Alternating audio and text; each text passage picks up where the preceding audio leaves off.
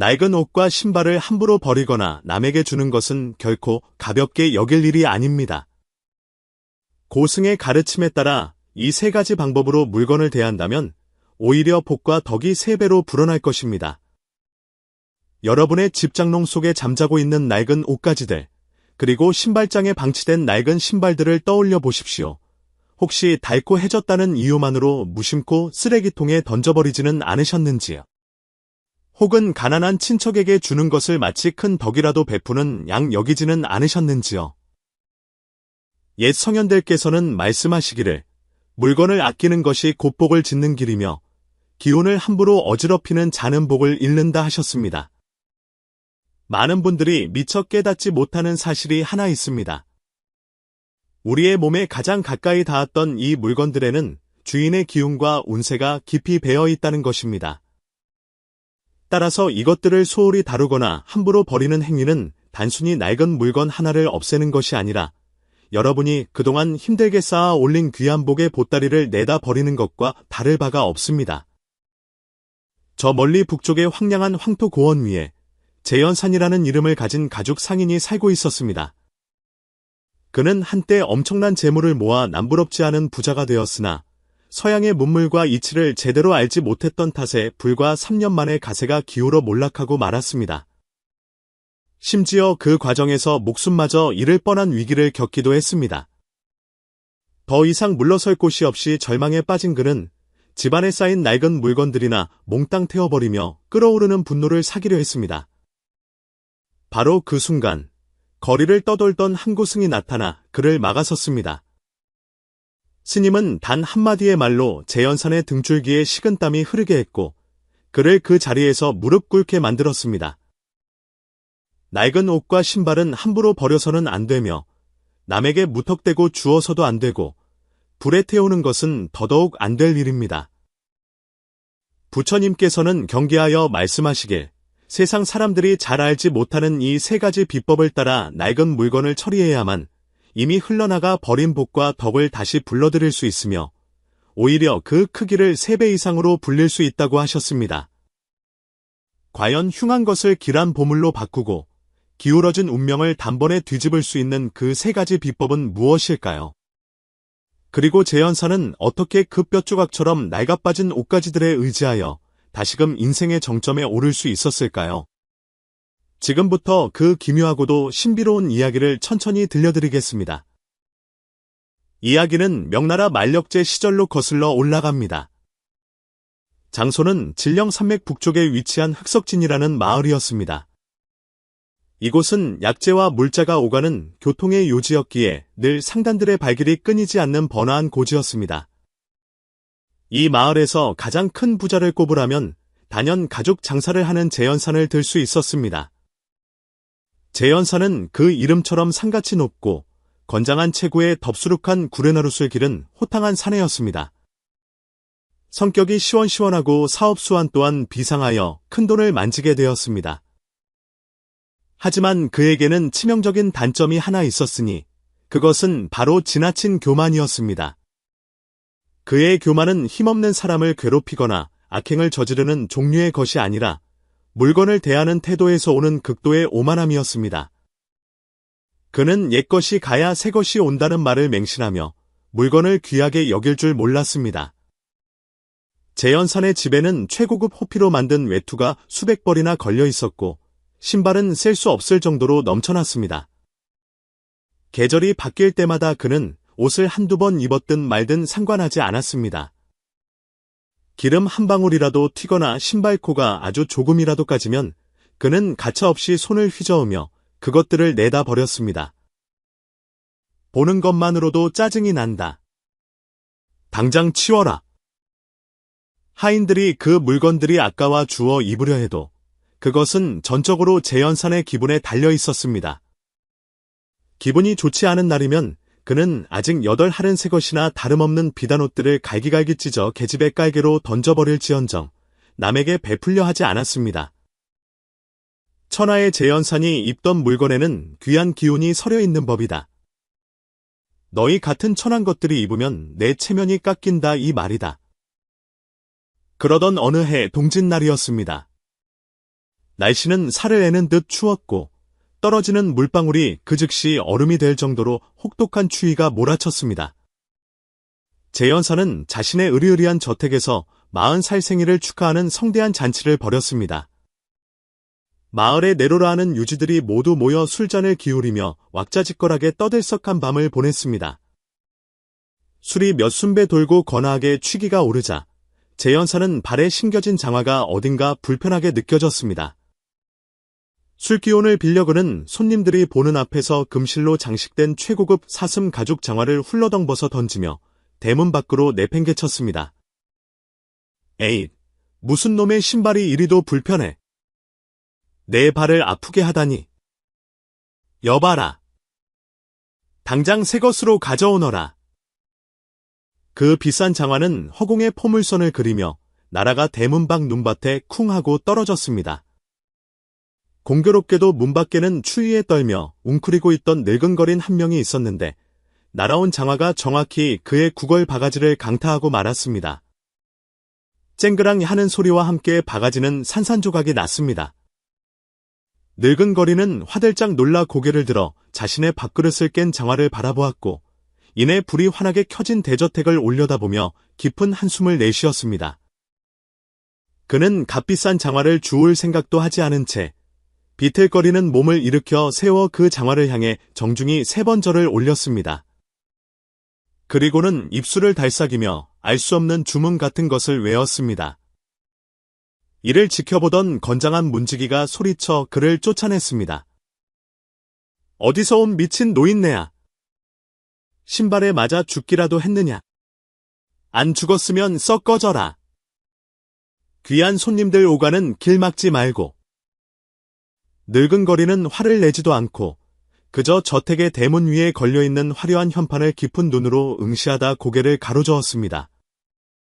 그리고는 눈보라 속으로 천천히 사라지며 희미한 탄식만을 남겼습니다. 길이 닿으면 사람이 망하고 복이 닿으면 재앙이 오는구나. 길이 닿으면 사람이 망해. 그 탄식 소리는 휘몰아치는 북풍 소리에 묻혀 아무도 듣지 못했습니다. 오직 재연산의 집을 지키던 커다란 검은 개만이 거린이 사라진 방향을 향해 미친 듯이 지저대기 시작했습니다. 그 울음소리가 어찌나 처량하고 날카롭던지 듣는 사람의 등골을 오싹하게 만들 정도였습니다. 잔치가 끝나고 손님들이 흩어진 뒤 만취한 재연사는 잠자리에 들었습니다. 그리고 그날 밤 그는 생전 겪어보지 못한 기이한 악몽에 시달렸습니다.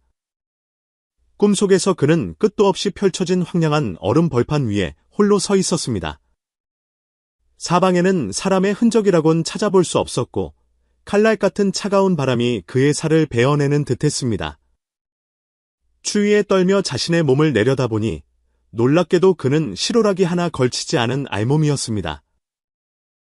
그때 멀지 않은 곳에 작은 산 하나가 보였습니다. 자세히 보니 그것은 그동안 그가 함부로 내다버린 낡은 옷과 신발들이 쌓여 이루어진 산이었습니다. 그런데 그 옷과 신발들이 마치 살아있는 생명체처럼 꿈틀거리기 시작했습니다. 어떤 옷의 소매는 뱀처럼 다리를 틀며 움직였고 어떤 신발은 입을 크게 벌리고 우우하는 기괴한 울음소리를 냈습니다. 재연사는 공포에 질려 그 옷무덤을 향해 필사적으로 달렸습니다. 추위를 피하기 위해 옷까지 하나라도 건지고 싶었습니다.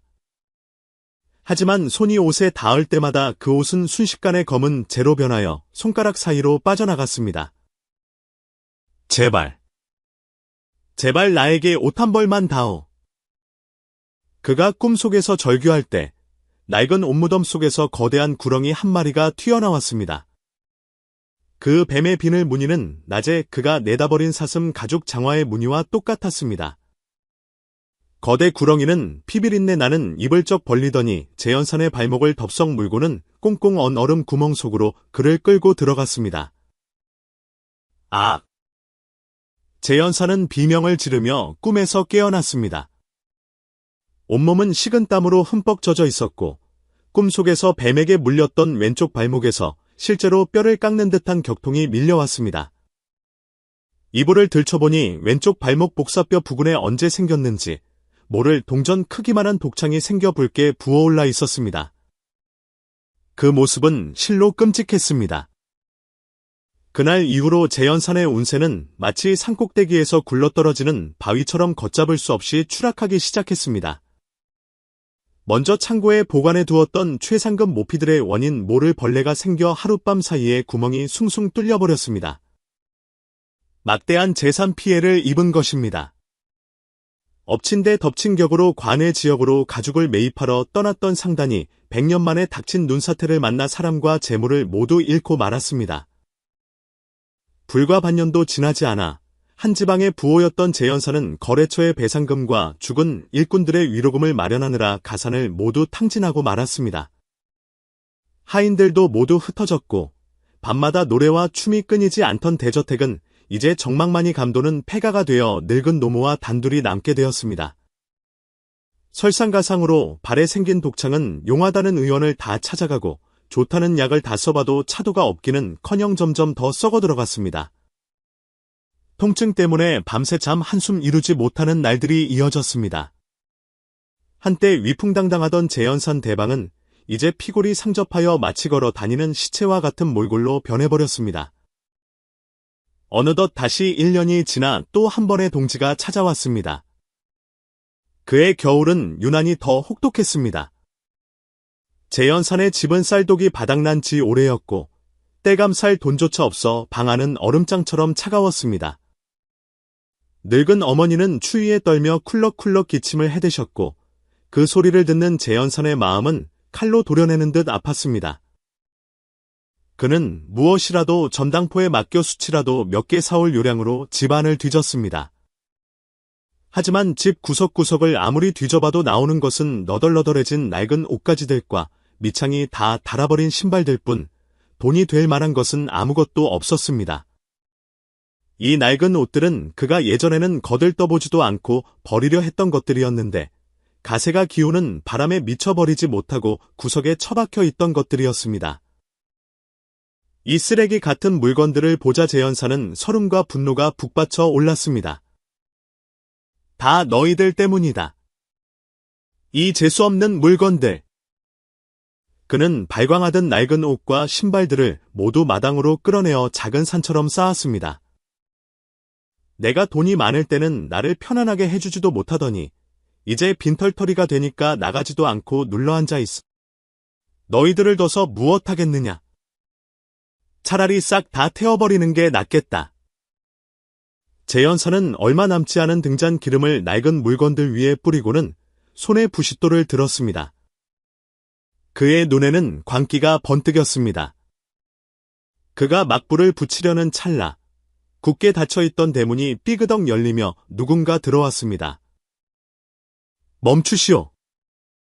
지금 그대가 지르려는 불은 단순히 옷을 태우는 것이 아니라 그대에게 남은 마지막 수명을 태우는 진리요. 그 목소리는 마치 큰 종이 울리는 것처럼 웅장하고 깊었습니다. 깜짝 놀란 재연사는 손을 떨며 부싯돌을 눈밭에 떨어뜨렸습니다. 맹렬히 뒤를 돌아보니 붉은 가사를 걸친 스님이 문 앞에 서 있었습니다.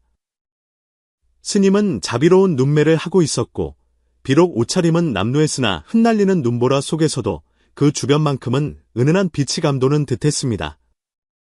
스님의 몸에 닿는 눈송이들은 닿자마자 스르르 녹아내렸습니다. 재연사는 이미 제정신이 아니었습니다. 그는 충혈된 눈을 부릅뜨고 쉰 목소리로 소리쳤습니다. 당신은 누구요? 남의 일에 상관 말고 가시오. 내 물건을 내가 태우겠다는데 당신이 무슨 상관이란 말이오? 스님은 온화한 미소를 지으며 화를 내지 않고 천천히 마당으로 걸어 들어와 떨어진 부싯돌을 주워 들었습니다. 시주님, 이 낡은 옷과 신발들이 어찌하여 시주님의 짐이 되었는지 아십니까? 재연사는 코웃음을 쳤습니다. 그깟 넝마 조각들이 짐은 무슨 짐입니까? 지금 당장 먹고 살 돈도 없는데 이 쓰레기들이 꼴 보기 싫어 태워버리려는 것뿐이요. 스님은 고개를 저으며 쌓여있는 낡은 옷들을 가리켰습니다. 만물에는 모두 영혼이 깃들어 있습니다. 비록 말 못하는 물건이라 할지라도 오랜 시간 당신과 함께하며 당신의 기운이 스며들었고 당신의 인과를 짊어지게 되었습니다. 당신이 과거 부귀영화를 누릴 때 물건을 마치 지푸라기처럼 여겨 함부로 버린 것은 곧 당신의 복을 깎아먹는 행위였습니다. 지금 비록 공공해졌다 하나 이들을 불로 태우려 한다면 그것은 스스로 마지막 남은 퇴로마저 끊어버리는 짓입니다. 재연사는 스님의 말씀에 머리를 한 대 얻어맞은 듯 멍해졌습니다. 문득 지난번 꾸었던 악몽이 떠올랐습니다. 옷이 재가 되어 사라지던 모습, 장화 무늬를 한 거대한 구렁이, 그는 스님의 말이 결코 허투루 들리지 않았습니다. 그럼 제가 어찌해야 합니까? 재연산의 기세가 한풀 꺾였습니다. 그는 눈밭에 주저앉아 머리를 감싸주고 통곡했습니다. 남에게 주려 해도 아무도 가져가질 않습니다. 며칠 전에는 이 옷들을 들고 거지들에게 갔는데 망한 집안의 물건이라 재수 없다며 얼어 죽을 지언정 입지 않겠다고 합디다. 도대체 저더러 어쩌란 말입니까? 스님은 한숨을 내쉬며 재연산의 앞으로 다가와 어깨를 가볍게 두드렸습니다. 그러자 기이하게도 따뜻한 기운이 재연산의 몸으로 흘러들어와 뼛속까지 시리던 한기를 몰아내 주었습니다. 발목의 극심한 통증도 조금 가라앉는 듯했습니다. 시주님, 남에게 주는 것에도 법도가 있는 법입니다. 당신의 행동은 베풀미 아니라 오만과 무시가 담긴 적선이었습니다. 거지라 해도 자존심이 있는 법인데 하물며 원망과 한탄이 가득 뺀 당신의 옷을 누가 기꺼이 받겠습니까? 재연사는 눈물 젖은 눈으로 스님을 올려다보았습니다.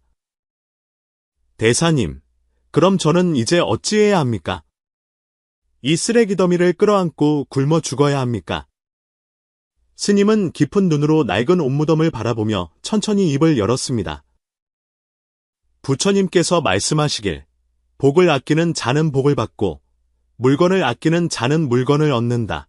석복자수복, 성물자득물 라고 하셨습니다.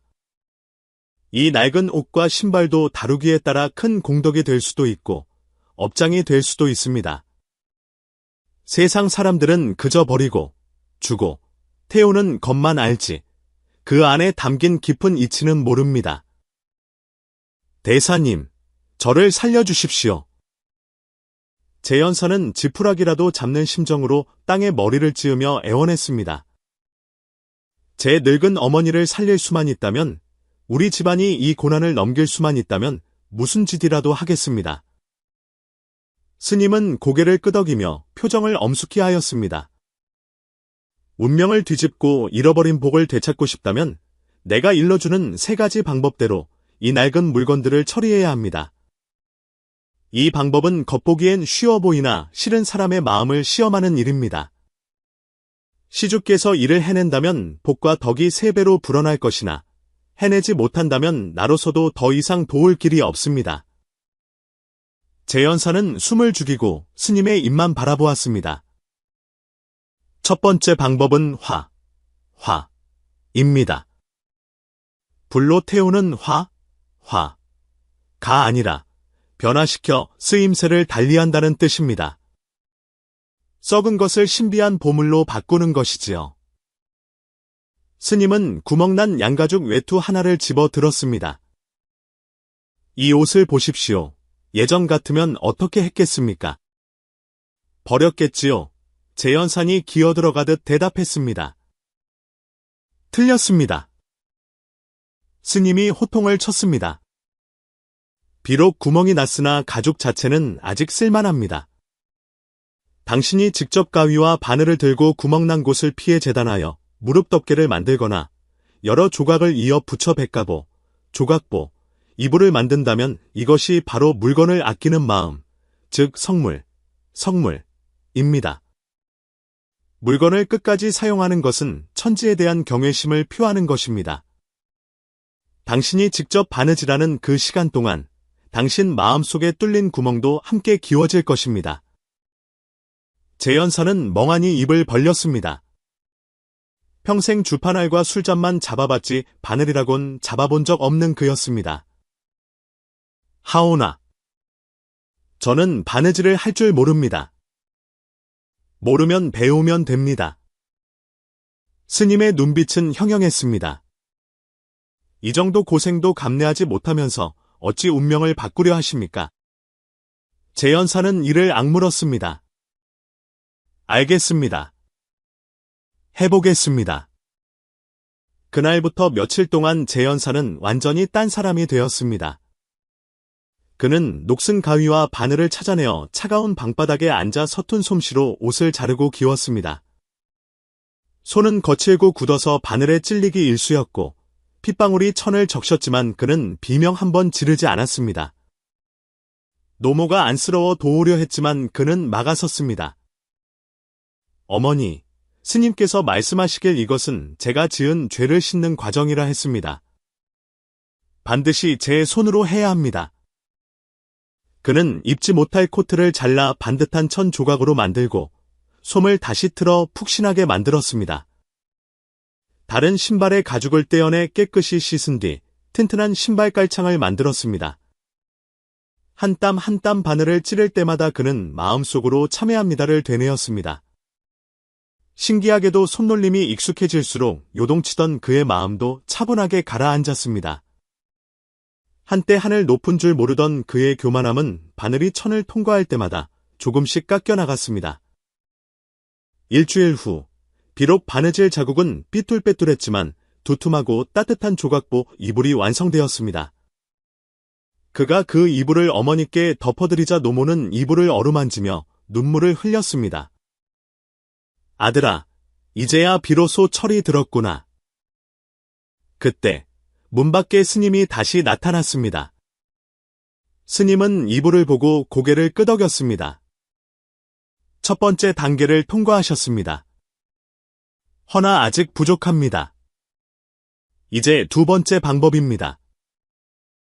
재연사는 이제 스님을 전적으로 신뢰하게 되었습니다. 대사님, 가르침을 주십시오. 스님은 아직 형태가 온전한 헌 옷들을 가리켰습니다. 두 번째는 정입니다. 단순히 깨끗이 빤다는 뜻이 아니라 맑은 마음으로 베풀되 보답을 바라지 않는다는 뜻입니다. 남에게 주라는 말씀이십니까? 하지만 거지들도 싫다고 하지 않았습니까? 그때는 당신이 거만한 마음으로 쓰레기를 던지듯 주었기 때문입니다. 이번에는 다릅니다. 이 옷들을 정성껏 빨아 깨끗하게 개어놓은 뒤 인적이 없는 깊은 밤에 정말로 필요한 사람들의 집 앞에 몰래 놓고 오십시오. 명심하십시오. 당신이 준 것임을 절대 들키지 말아야 하며 당신의 이름 또한 알리지 말아야 합니다. 이것이 바로 무상보시, 무상포시, 상을 내지 않는 베풀미입니다. 어째서 몰래 해야 합니까?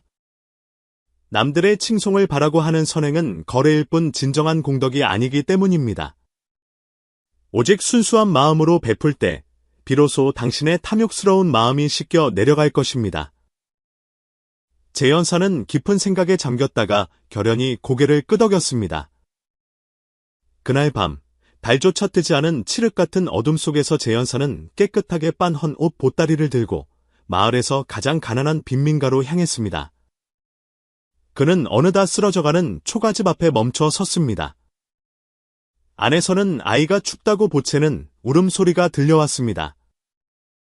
재연산의 가슴이 철렁 내려앉았습니다. 과거 자신이 흥청망청 돈을 쓸 때 세상 어딘가에는 옷 한 벌이 없어 떠는 이웃이 있다는 것을 상상조차 하지 못했기 때문입니다.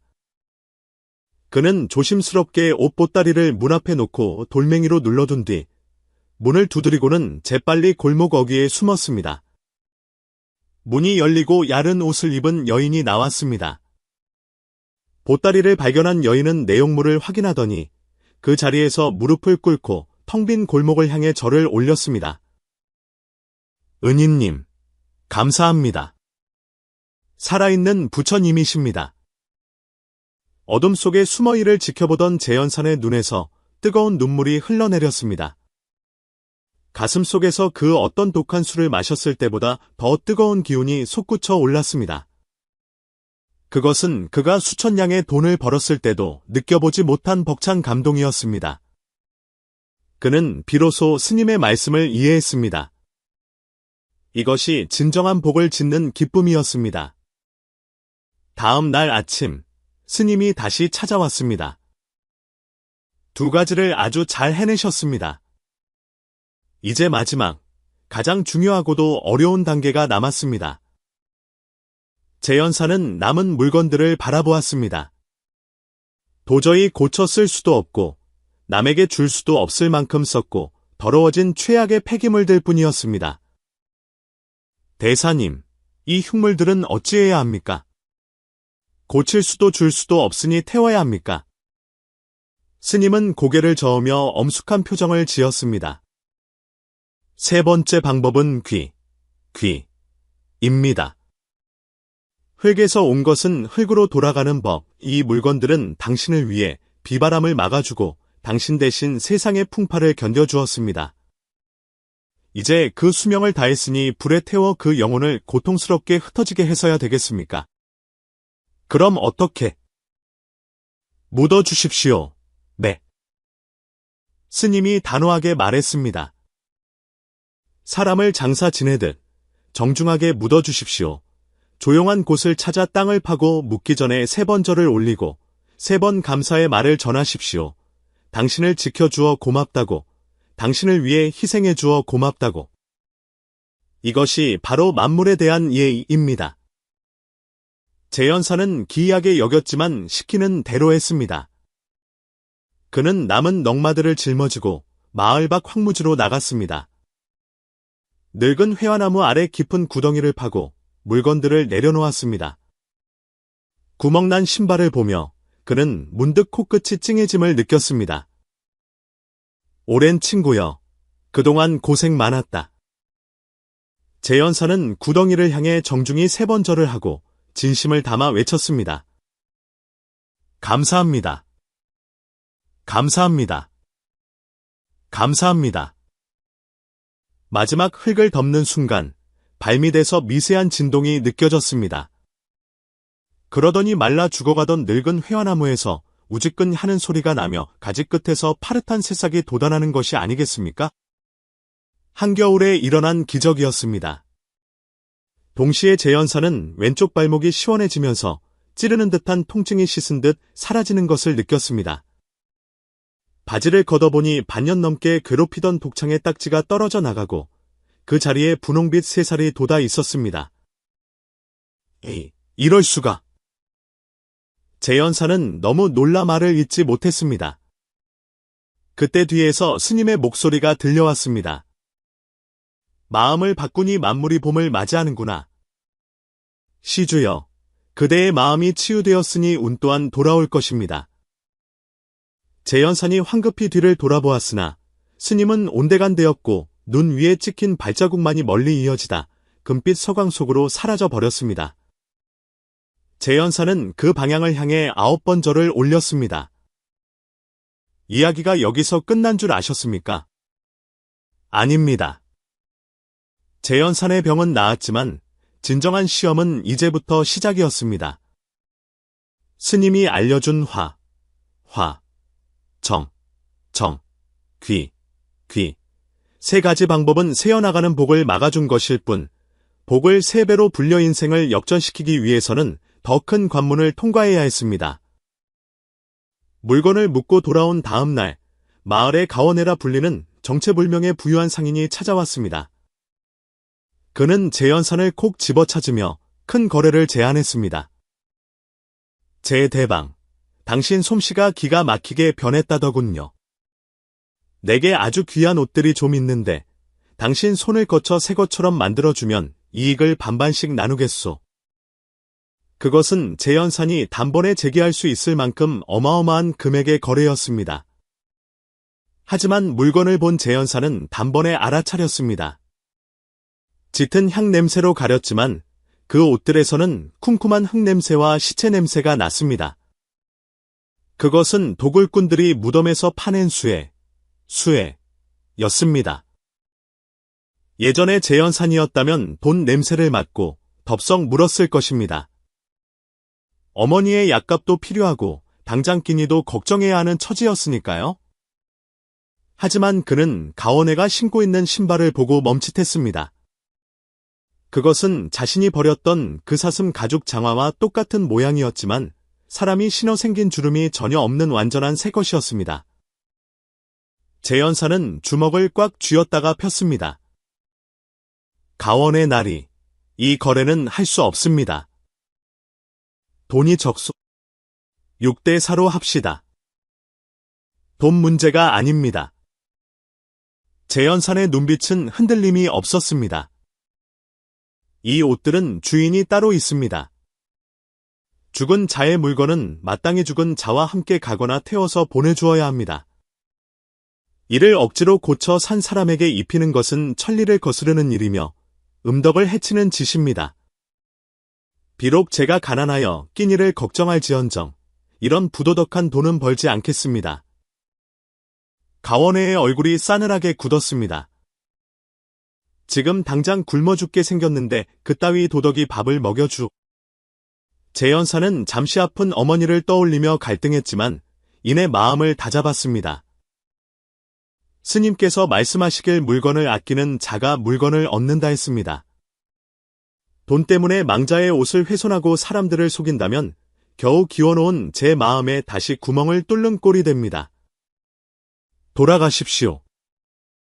그러자 가원애가 갑자기 하늘을 우러러 미친 듯이 웃기 시작했습니다. 하! 좋다. 아주 훌륭해. 자손의 복을 끊는 돈은 벌지 않겠다. 장하구나. 그 웃음소리와 함께 가원애의 모습이 흐릿해지더니 한 줄기 연기로 변해 사라졌습니다. 가져온 옷상자들도 순식간에 낙엽더미로 변해버렸습니다. 그는 사람이 아니었던 것입니다. 그것은 스님이 재연산의 탐욕을 시험하기 위해 만든 환영이었습니다. 연기는 공중에서 글자로 변하여 떨어졌습니다. 마음의 악마를 깨뜨렸으니 복이 절로 오리라. 서쪽으로 30리, 흑풍구에 내가 원하는 것이 있을 것이다. 재연사는 그 글씨체가 눈밭에 남겨진 스님의 발자국 느낌과 같음을 깨달았습니다. 다음 날, 재연사는 흑풍구로 떠났습니다. 그곳은 바람이 거세고 험한 곳이었습니다. 하루 종일 걸어 도착한 그곳에서 그는 전복된 마차와 쓰러져 있는 한 남자를 발견했습니다. 그는 경성에서 온 약재상 10만삼이었는데 도적을 만나 모든 것을 뺏기고 죽어가고 있었습니다. 재연사는 그를 살리기 위해 자신의 낡은 외투를 벗어 덮어주고 피투성이가 된 발로 그를 업고 30리 길을 되돌아왔습니다. 신발 밑창이 다 닳아 발바닥이 찢어지는 고통 속에서도 그는 이 몸 또한 부모님이 주신 귀한 물건이니 아껴야 하나 사람을 살리는 것이야말로 가장 크게 아끼는 길, 이라 생각하며 버텼습니다. 지극한 정성으로 10만삼을 살려낸 재연산. 정신을 차린 10만삼은 재연산의 집안꼴을 보고 놀랐지만 동시에 감동했습니다. 비록 낡았으나 정갈하게 정돈된 가재도구들, 기워 입었으나 품이 있는 옷매무새, 그리고 자신을 구해준 그 선한 마음씨에 반한 것입니다. 제 형님, 당신은 정말 변했군요. 10만삼은 품속에 숨겨두었던 유일한 보물을 꺼냈습니다. 도적들이 그토록 찾으려 했던 것, 바로 천년 묵은 산삼이었습니다. 이 산삼의 절반은 형님 어머니의 병을 고치는 데 쓰십시오. 그리고 나머지 절반을 판 돈으로 저와 동업을 합시다. 동업이란 형님의 그 기워입는 솜씨 말입니다. 단순히 꿰매는 게 아니라 예술적인 멋이 있습니다. 요즘 경성 사람들은 화려한 것에 질려 소박하면서도 의미 있는 것을 찾습니다. 우리가 성물방, 물건을 아끼는 공방을 여러 한 물건을 새롭게 디자인해 팝시다. 우리가 파는 건 옷이 아니라 물건을 아끼는 마음입니다. 그리하여 재연사는 10만삼과 함께 경성으로 가서 큰 성공을 거두었습니다. 버려진 가죽과 천 조각들은 그의 손끝에서 세상에 하나뿐인 예술품으로 다시 태어났습니다. 옷마다 작은 아낄 석, 잘을 수놓았지요. 사람들은 그 옷에 담긴 이야기에 감동하여 앞다퉈 구매했습니다. 큰돈을 번 재현사는 다시는 방탕하게 살지 않았습니다. 그는 번 돈으로 곳곳에 헌 옷수거함을 만들고 가난한 이들을 고용해 옷을 수선하여 재난을 당한 사람들에게 무료로 나눠주었습니다. 몇 년 후 고향으로 돌아온 재현사는 옛 절터의 불상 앞에서 깨달았습니다. 부처님이 말씀하신 세 배의 복덕이 무엇인지 말입니다. 첫째는 버려진 것을 보물로 만들어 얻은 물질의 부요. 둘째는 탐욕을 버리고 베풀어서 얻은 마음의 평화와 존경이요. 셋째는 아끼고 나누는 문화를 세상에 퍼뜨려 만든 공동체의 행복이었습니다. 이것이야말로 진정한 대복, 대복이 아니겠습니까? 여러분, 이제 집안의 낡은 물건들을 어떻게 대해야 할지 아시겠지? 하여 새롭게 쓰고, 하여 깨끗이 나누고, 하여 정중히 묻는 것 이 세 가지는 결국 우리의 마음을 닦는 수행입니다. 물건 하나에도 감사의 마음을 담을 때 여러분의 복은 이미 자라고 있습니다. 낡은 옷 쓸모없다 함부로 말지 마소. 한 조각 진심이 금용으로 변하리니. 물건 아끼고 복 아끼고 천지를 아낄 때 비로소 내 몸이 복 가운데 있음을